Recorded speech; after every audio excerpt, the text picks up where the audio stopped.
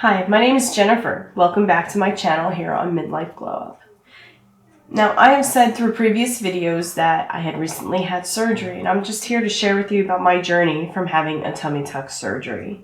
So, without any further ado, let's just get right into this video so I can tell you about my experience and how I'm feeling about my results now, about 4 months post-op.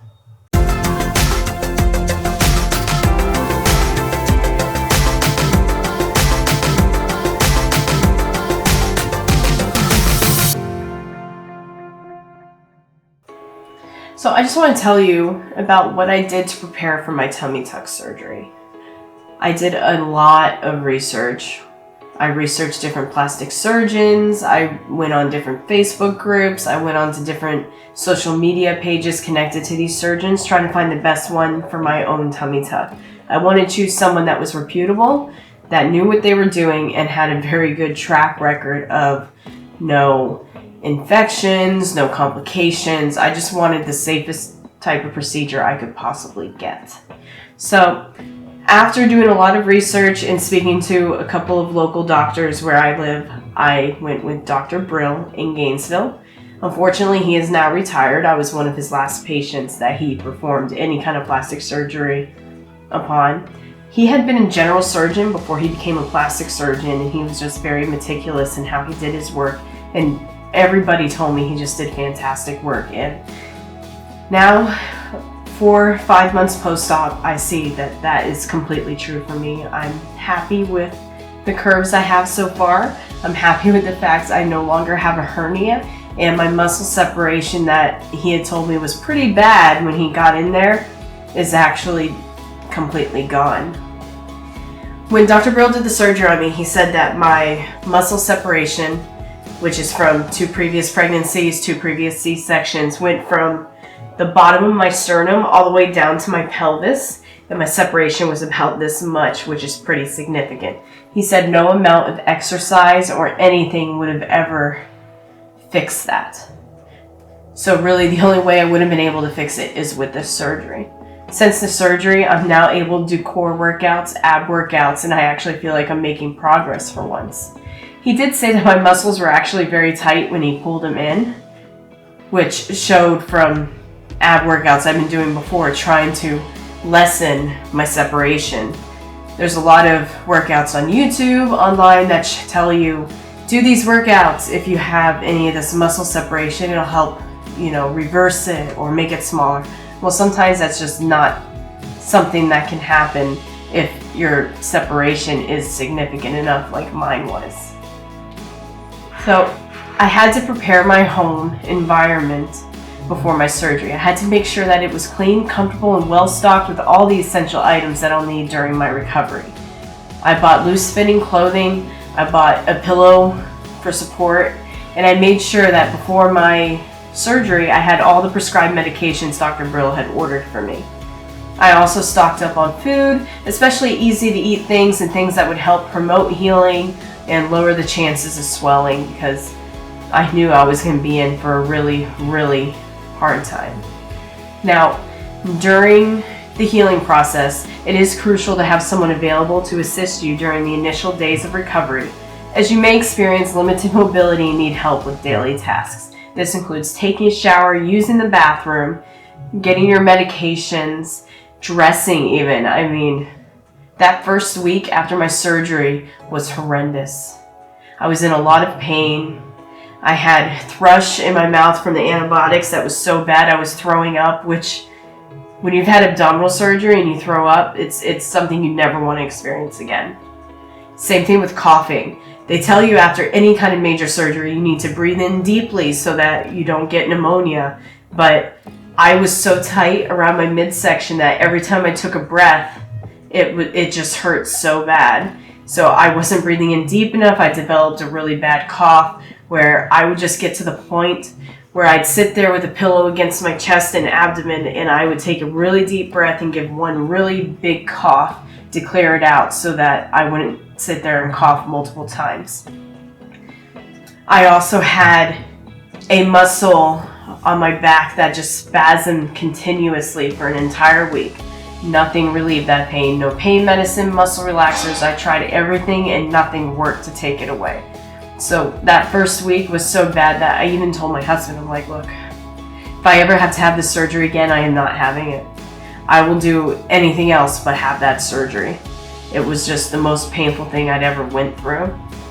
I know a lot of people have asked, I've seen like on message boards and things, is a tummy tuck surgery more painful than a C-section? And the answer is yes. It is much more painful. With a C-section, they're only cutting you at the bottom, cutting straight into your uterus to remove the child, and then they're sewing everything together. They do cut through your muscles and everything, but with a tummy tuck, they're removing a significant amount of skin, they're sewing your muscles together, and you feel so tight that you feel like you can't move at all, and it's just very painful. By the second week, I was moving a lot better. I wasn't quite standing straight up, but I was able to move around the house. I was able to give myself a shower and take care of most of my daily tasks by myself. I still had drains in place, but I was hopeful that by the end of the week or the beginning of the third week, I'd have those drains removed. I wasn't really, I was swelling, but it wasn't too noticeable, and I think that was just because I was wearing my compression garments and the drains were there to drain the fluid. It just wasn't something that I was really thinking about at the time. By the third week, that muscle spasm in my back was coming and going. It was still spasming, but it wasn't constant, it wasn't all the time, and I could tell it was getting better. The nurses did tell me they think that the muscle spasm came from me laying on that table so long. My surgery was an all-day surgery, so it could have been from the position that I was in.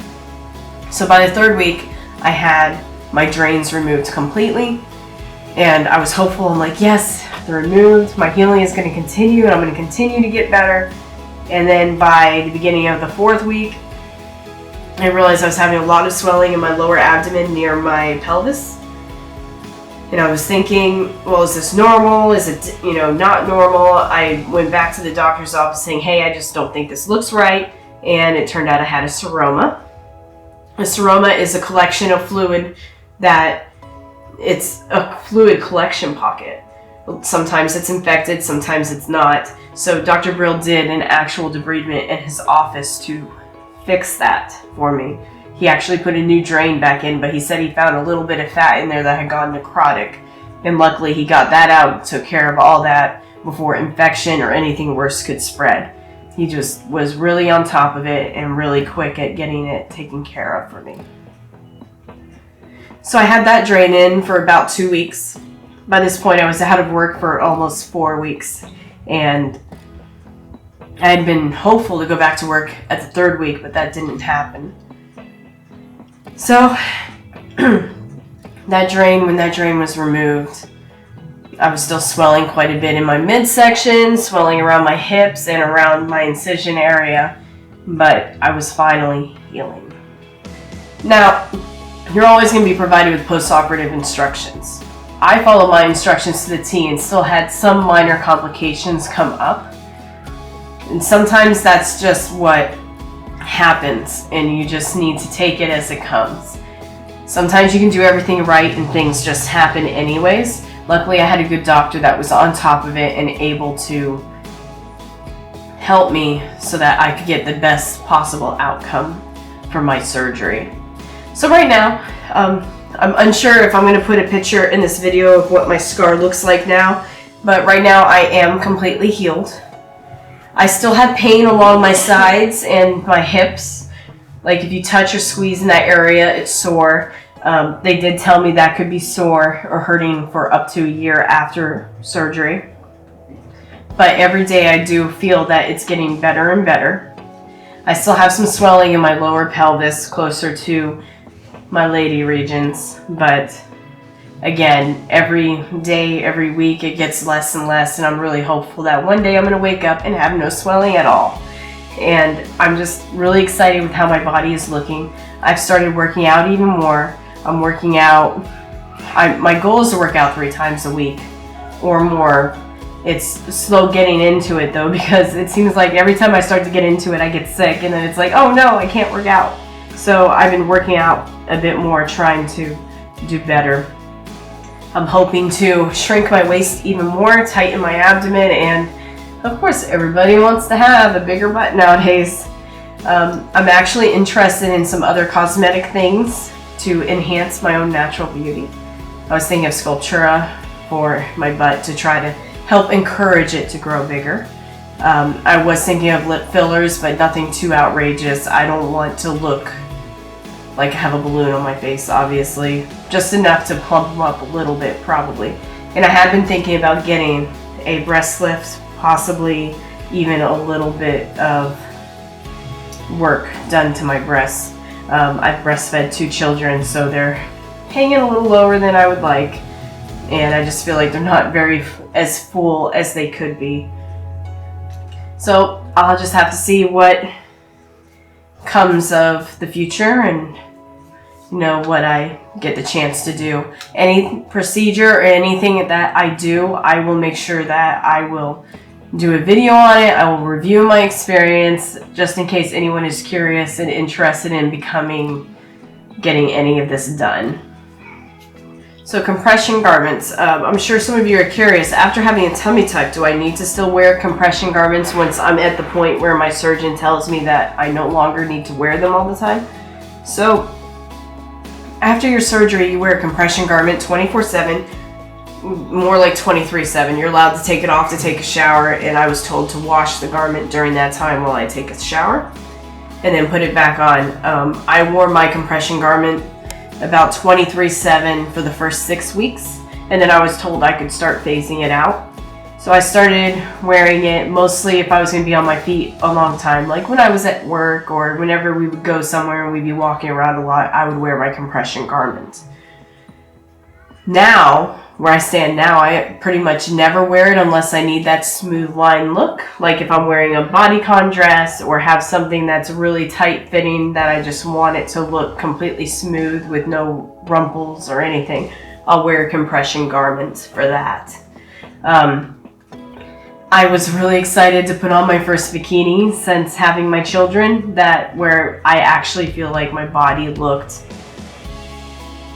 maybe not 100% what I want it to look like right now, but I could tell it's on the right track. And now when I look in the mirror, I love myself more and more because I have done this for myself so I can be better physically, and I know it has helped me be better emotionally, and I'm just really excited to continue my journey of improving myself, glowing up, and becoming the best version of myself that I can possibly be. Okay, so that was it for my video, just talking about my tummy tuck recovery journey.